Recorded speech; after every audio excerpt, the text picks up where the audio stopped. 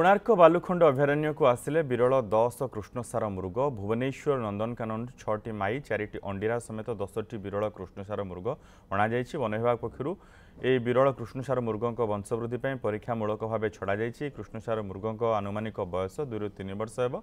एमानकर ओजन 50 ରୁ 60 केजी जमापड़ी।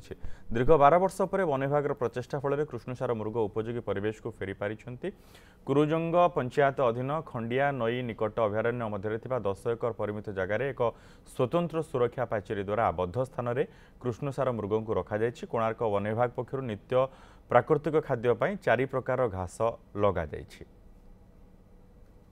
बालुखंड जंगल हजाई कृष्णसार मृग को पुणी से फेरी पाई। तेणुक आम अभयारण्य को गोटे नुआ अतिथि भाव से आसी।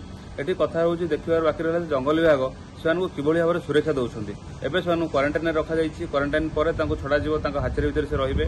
वन विभाग आहरी प्लां कर गोलुरागढ़ में आउ गोटे हाचरी करने। खुशीर विषय जे बालुखंड में आम 2-3 हाचरी हमार आवश्यक भी था। एवं एपाई आम वन विभाग समस्त अधिकारी या गुरुत्व भी देते।